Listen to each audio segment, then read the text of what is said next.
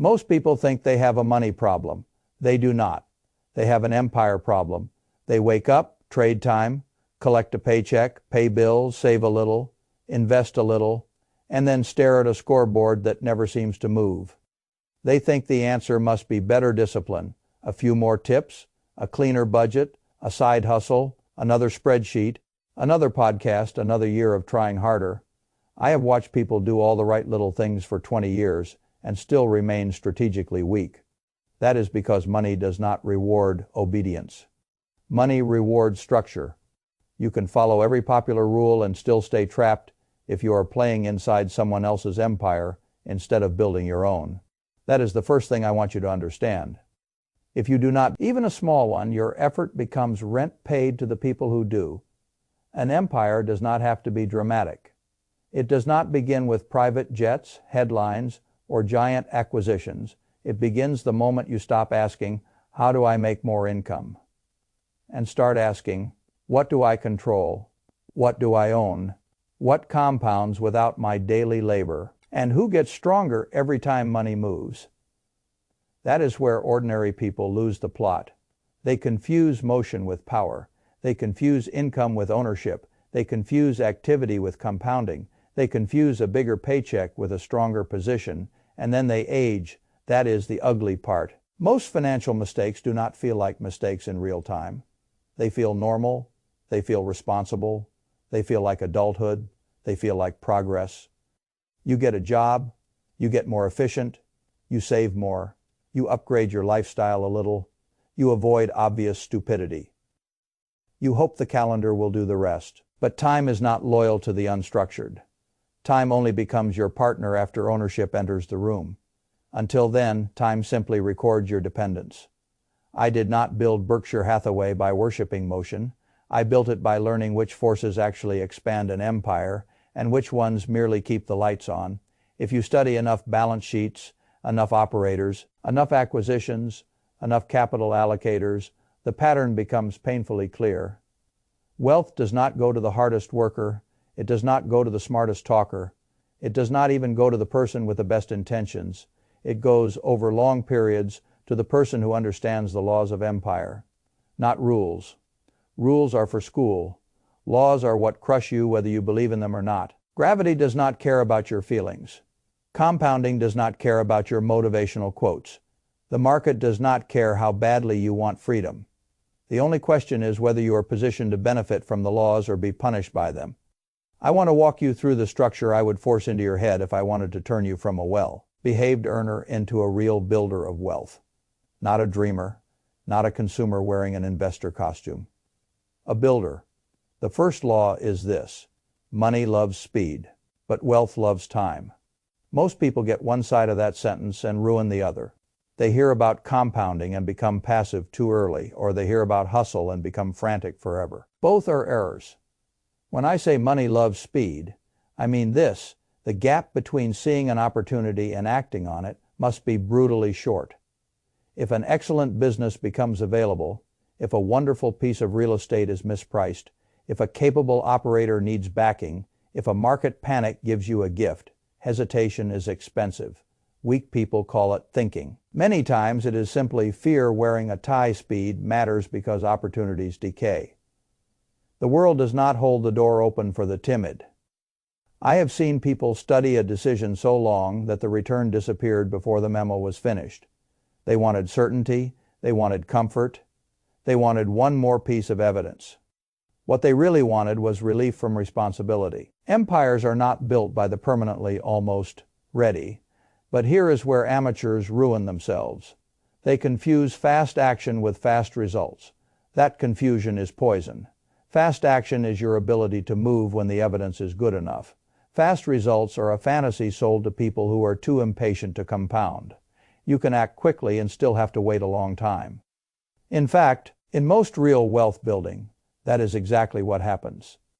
A wonderful asset can look ordinary for years before the mathematics become visible. A business can seem boring for a decade before its moat shows up in the numbers. An ownership stake can feel disappointingly quiet right before it changes your family's future. The crowd hates this phase. Nothing in modern culture trains you to respect delayed proof.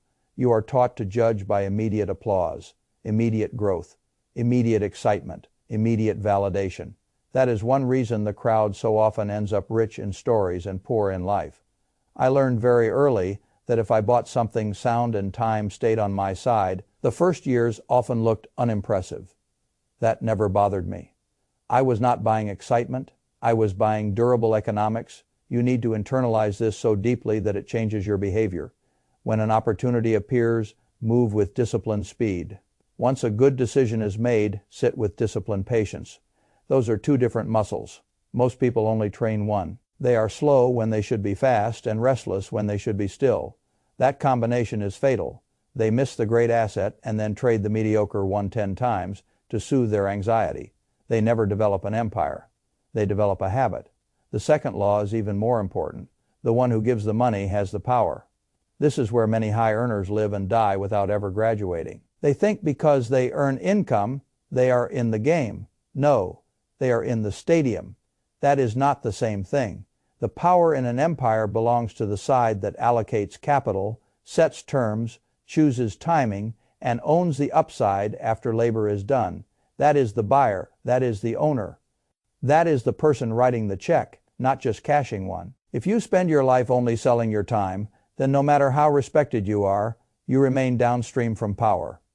This is hard for salaried people to hear because salary feels safe. It feels legitimate. It feels mature. The deposits arrive, the taxes are withheld, the routine is familiar. Society praises it. Your family understands it. Your neighbors recognize it. But salary alone almost never creates real empire power. Why? Because earned income is a river that stops when you step out of it. Ownership is a reservoir. If I buy a business, I do not just get this quarter's profit. I get the right to future cash flows, future appreciation, future optionality, future leverage, future negotiation power, and future decisions. I get influence over the machine that produces money. That is why buyers and builders so often end up with a completely different outcome from operators who merely perform inside the machine. You can see this all over the world. The person who sells the company can do well. The person who buys and compounds, it can do obscenely better. The employee who helps grow the platform may have a fine life. The person who controls the equity can alter a bloodline. Do not misunderstand me. I am not insulting work. Work matters. Skill matters. Reputation matters. Competence matters.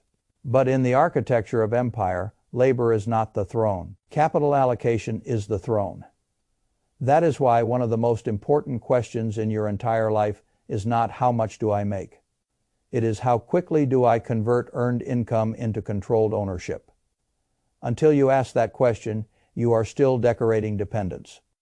The third law follows naturally. Leverage multiplies everything. Most people hear that word and either get greedy or moralistic. Both reactions are childish. Leverage is not evil. Leverage is not magic. Leverage is an amplifier, and an amplifier does not care whether you are wise or foolish. It simply makes the underlying condition larger. If you use leverage against a fragile asset, it enlarges fragility. If you use leverage against sound collateral and rational structure, it enlarges reach. This is why ordinary people misunderstand how the wealthy move. They imagine the rich win only because they have more money. That is not the full picture. The rich often win because they understand collateral terms, tax treatment, and structure far better than the crowd. They know how to use assets they already own to acquire or control larger assets without breaking the machine that made those assets possible. That matters. If you buy a house all cash and it rises modestly, you may earn a respectable return. If you use prudent financing, protect the downside, and allow the asset to appreciate while tenants or time help pay down the structure, the return on your actual equity can be far larger. That is not wizardry. That is architecture. The same pattern appears in businesses, commercial real estate, and even the way powerful people finance giant deals without liquidating the crown jewels that created their power in the first place. But let me be very clear. Leverage is not your freedom if you are weak. Leverage is your freedom only after you understand the collateral, the downside, the cash flow resilience, and the size of the blast radius if you are wrong. Poor people are often taught to fear all leverage. Reckless people are often taught to worship all leverage. Both are being trained by slogans instead of structure. The better framing is simple. Leverage is an empire tool. Use it only when the fortress is solid enough to carry more weight. There is another reason leverage matters, and this is where amateurs expose themselves. They think the game is only about return. It is not, it is also about taxes. Every dollar unnecessarily recognized as income is a worker chained to the empire and dragged out through the gate.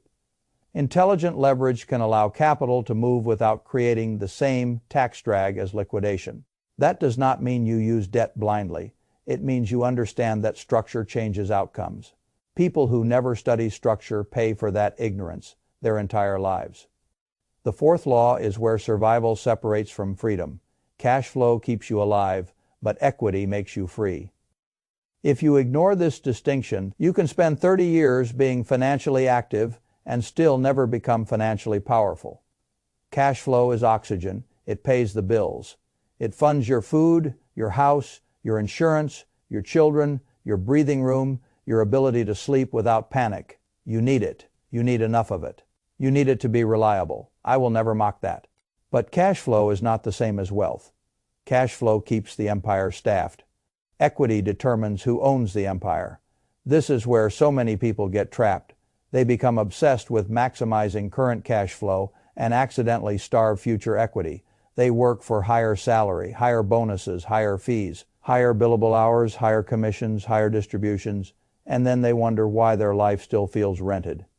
Because it is, when the machine depends entirely on your continued effort, you have a sophisticated job, not an empire. Real freedom begins when your cash flow is used to purchase claims on future value. The best version is equity in a business you understand and can influence.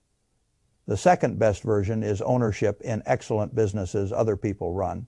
But one way or another, you need pieces of productive systems that can grow without your constant physical presence. Look closely at great companies, and you will see the pattern. The crowd notices the visible product. The shrewd observer notices the royalty stream, the brand power, the pricing power, the real estate, the distribution advantage, the operating leverage, the durable demand. The public sees the burger. The owner sees the system behind the burger. That is the difference between income thinking and empire thinking. Income asks, how much cash did this throw off this quarter? Empire asks, what do I own that keeps becoming more valuable while other people are busy looking at the surface? If you never make that shift, your financial life remains a treadmill with better shoes. The fifth law is where real fortunes separate from high. Income, comfort, risk, and reward are nonlinear. This is one of the most misunderstood truths in finance, because the average person has been conditioned to think like a worker, not an allocator. Workers are trained to believe in linear exchange, 1 hour for 1 wage, 1 promotion for 1 raise, 1 year of loyalty for 1 incremental improvement. That framework is useful for employment. It is disastrous for wealth creation. Capital does not always move linearly. Some of the best outcomes in the world come from capped downside and disproportionate upside. This is why venture portfolios can tolerate many failures if 1 or 2 outcomes are massive. This is why a well-chosen equity stake can change a family while years of careful consumption barely move the needle. This is why a single wonderful business held for decades can matter more than hundreds of clever little maneuvers. What matters is not simply whether something can win. What matters is whether the upside, if it works, can be meaningfully larger than the downside if it fails. That is a radically different way to think. It forces you to stop asking, can I make money? That is a beginner's question. The better question is, if I am right, how right can I be? If I am wrong, how much damage can this do to my empire? That one shift will save you from endless mediocrity and endless stupidity. The crowd constantly does the opposite. It takes tiny upside for big downside. It risks reputation for status. It risks savings for fashionable speculation. It risks concentration on things it does not understand. It risks years for moments. It risks the core for the cosmetic. That is not investing. That is self-harm with spreadsheets. A rational empire builder looks for asymmetry. Not lottery, ticket asymmetry, not fantasy, real asymmetry. Limited downside, durable economics, misunderstood upside, and enough time for the thesis to prove itself. That is how empires grow without needing daily miracles. The sixth law may be the most emotionally important of all. Never bet the empire for a pot of gold. I have seen more intelligent people destroyed by bet sizing than by lack of intelligence. That should terrify you. Many people do not lose because the idea was completely insane. They lose because the size was insane. A decent idea, oversized, becomes a catastrophe. A mediocre asset, financed badly, becomes a funeral. A tempting deal, trusted too much, becomes a decade of regret. When people tell me about their wipeouts, the surface story is usually about the asset. Oil deal startup, private investment, crypto token, concentrated real estate gamble, friend's opportunity once, in a lifetime return, exclusive access, tax advantages, urgency. Everyone smart was doing it. The real story is almost always the same. They risked the empire. They put the fortress on the table for a glittering prize. That is not courage, it is strategic illiteracy. You do not gamble the machine that produces future opportunities. You protect it. That means your sizing must always respect survival. You can lose money and recover. You can miss an opportunity and recover. You can look foolish for a few years and recover. If you destroy the core capital, destroy the reputation, destroy the liquidity, destroy the operating base, or destroy the psychological stability that lets you act rationally, recovery becomes vastly harder. The point of wealth is not to experience the emotional thrill of giant swings. The point is to increase control, reduce fragility, and preserve your ability to keep playing favorable games. That is what people miss. The goal is not to hit one spectacular shot. The goal is to remain in the arena long enough for sound decisions to stack. I have made plenty of mistakes in life, but I have tried very hard not to make the kind of mistake that removes me from the board, that matters more than people think. Survival has an underappreciated compounding advantage. The investor who survives gets to use time. The investor who implodes donates time to somebody else. This is why I pay enormous attention to downside, even when upside looks seductive. A big promise means very little if the downside can crack the fortress wall. Every intelligent empire builder learns to ask, if this goes badly, is it a bruise or is it an amputation? If it is an amputation, the bet is too large. The seventh law completes the structure. Diversification is a hedge against ignorance. That sentence has been repeated so often that most people no longer hear it. They just nod. You should hear it, because it tells you exactly when concentration is rational and when diversification is necessary. If you understand a business deeply, if you can evaluate the economics, if the incentives are clear, if the moat is visible, if the downside is acceptable, if the control is high or the predictability is unusually strong, concentration can be rational. If you do not understand the business, do not control the process, cannot judge the incentives, cannot estimate the downside, and are basically hoping, then diversification is mercy. The problem is that people use concentration to flatter their ego and diversification to outsource their thinking. Both can be stupid.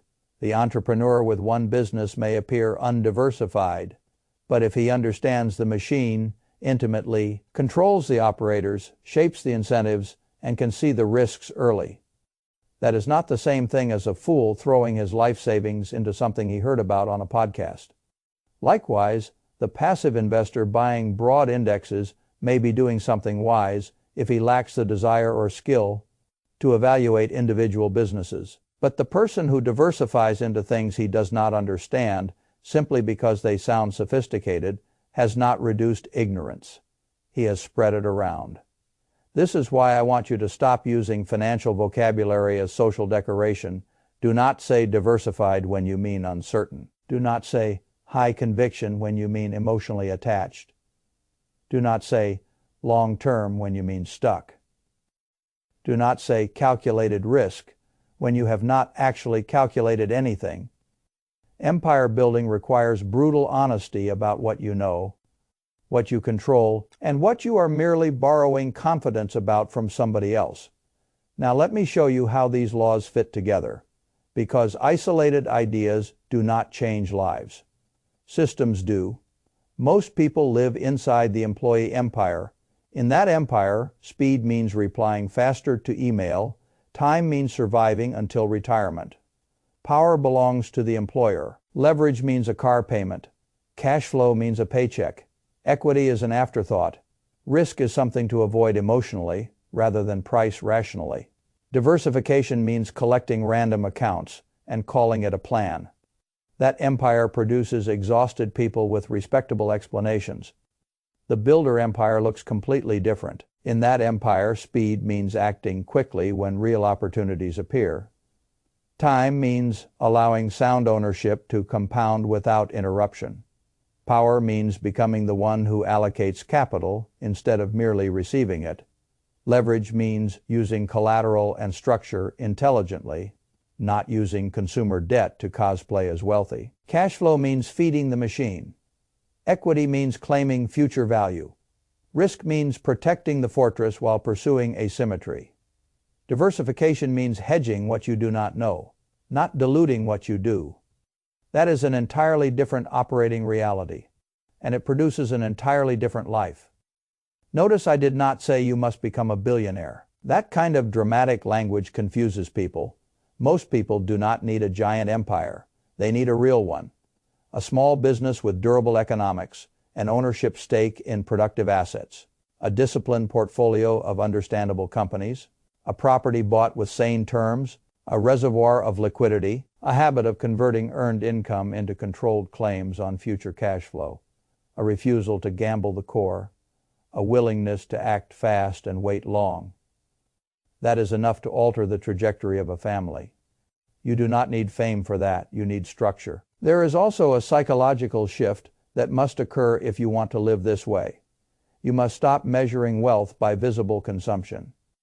Consumption is the costume department of financial life. Ownership is the script. The crowd will always be vulnerable to the outer scorecard, the car, the house, the status symbols, the visible polish, the impression of success. Empire builders are more interested in the invisible scorecard. What do I own? How exposed am I? How liquid am I? How much of my future depends on my continued labor? How many years could I operate if conditions changed? What am I compounding that the crowd is ignoring? These questions are less exciting at a dinner party. They are far more powerful at 60. Another psychological error hurts people badly. They treat laws like hacks. They hear one idea and immediately ask how to exploit it in the most superficial way. They hear leverage and want more debt. They hear concentration and want to go all in. They hear asymmetry and want lottery tickets. They hear speed and want constant movement. They hear equity and want illiquid vanity investments. This is what happens when people crave the payoff without respecting the architecture. You do not become powerful by stealing one brick from a fortress. You become powerful by understanding why the fortress stands. That means the laws must be used together. Speed without patience creates churn. Patience without speed creates paralysis. Ownership without cash flow creates stress. Cash flow without ownership creates dependency. Leverage without collateral creates fragility. Asymmetry without sizing creates concentration without understanding creates ruin. Diversification without thought creates drift. Do you see the pattern? The laws are not separate tricks. They are structural relationships. They are the load-bearing beams of empire. If you leave one out, the whole design weakens. So what would I tell you to do if you were starting from a normal life, a normal income, and a normal level of confusion? I would tell you to stop pretending your main problem is information. You have enough information already to change your trajectory. Your real problem is that you have not chosen a side. You are still trying to enjoy the comfort of the employee empire while fantasizing about the freedom of the builder empire. Those two systems require different behavior. One asks for reliability. The other asks for judgment. One rewards obedience. The other rewards allocation. One pays you to perform. The other pays you to own. You cannot drift into the second one while living entirely according to the logic of the first. At some point, you must start converting. That conversion can begin modestly. You may not have enough capital to buy an entire business. Fine. Buy pieces of great businesses. You may not have enough experience to use leverage intelligently. Fine. Study collateral and learn to recognize durable cash, flowing assets before you touch borrowed money. You may not yet have a private deal flow network. Fine. Build competence, build liquidity, build reputation, and build the habit of acting when an understandable opportunity appears. You may still depend heavily on salary. Fine. But stop worshiping salary as the summit. Treat it as fuel. Fuel is useful. Fuel is not the destination. Your paycheck is not your empire. It is raw material for one. Every month that passes without this shift costs more than people realize. Not only in money, in identity, in courage, in options, in dignity. The longer you live as a well-compensated dependent, the harder it becomes to psychologically reclassify yourself as a builder. Your tastes expand. Your obligations calcify. Your fear of interruption grows. Your willingness to look stupid shrinks. Your outer scorecard tightens its grip. Then one day you discover you built a life that requires continuous performance, but provides very little control.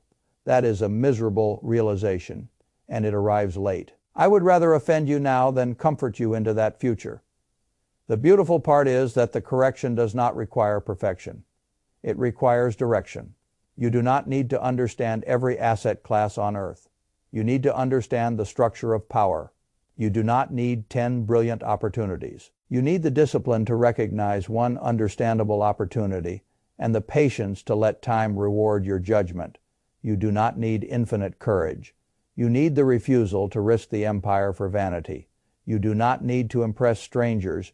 You need to steadily transfer your life from rented outcomes to owned outcomes. That is the real game. If you want a practical filter, ask 5 questions before you put serious money anywhere. Can this compound without needing constant rescue? Who actually controls the economics once my capital goes in? If this disappoints me, what exactly can it cost my empire? Is the upside genuinely larger than the downside? Or am I being seduced by a story? And do I truly understand the machine, or am I borrowing somebody else's conviction? Most bad decisions collapse under those 5 questions. Most frauds collapse under those 5 questions. Most ego trades collapse under those 5 questions. Most social comparison trades collapse under those 5 questions. That is why ordinary people avoid asking them. Deep down, they do not want clarity. They want permission. I am not interested in giving you permission. I am interested in forcing a cleaner standard into your life. Because once you see the laws, you cannot unsee them. You will look differently at your career. You will look differently at debt. You will look differently at ownership. You will look differently at the glittering opportunities people bring you. You will look differently at the difference between being paid and being powerful. You will look differently at how slowly wealth really forms and how violently stupidity can interrupt it. And then the question becomes personal. Very personal. Are you going to spend the next decade polishing your role inside someone else's empire? Or are you going to begin building your own? Even if it starts small, even if it looks boring, even if nobody applauds, even if the first years feel quiet, even if the outer scorecard says you should want flashier things. That is the test. Not whether you know the language, not whether you can explain compounding at a dinner table, not whether you can sound intelligent online. The test is whether your life begins to show the marks of empire, more ownership, better structure, fewer unpriced risks, less dependence on a single stream of labor, more patience where patience is rewarded, more speed where speed is required, more cash flow feeding equity, more equity buying future freedom. If that is not happening, then you are still living under somebody else's flag. And one day you will pay for that in a currency that hurts more than money: regret. Not the regret of having failed after a rational attempt. That kind of regret is survivable. I mean the heavier regret. The regret of understanding too late that you were never really playing the right game. The regret of having worked hard in a structure designed to make you useful, not free. The regret of discovering that you built competence without control, income without ownership, effort without empire. I would not accept that outcome for myself, and I would not recommend it to you. So here is the threshold. Take the next dollar you control, the next year you control, the next opportunity you control, and decide what side of the line you are on. Are you feeding consumption, or are you feeding empire? Are you renting outcomes, or are you buying them? Are you gambling the fortress, or are you strengthening it? Are you chasing motion, or are you compounding power? You do not need another slogan. You need a decision, because the laws are already operating. They are working on your life right now. The only remaining question is whether, 10 years from now, those laws will have built your empire or documented your surrender.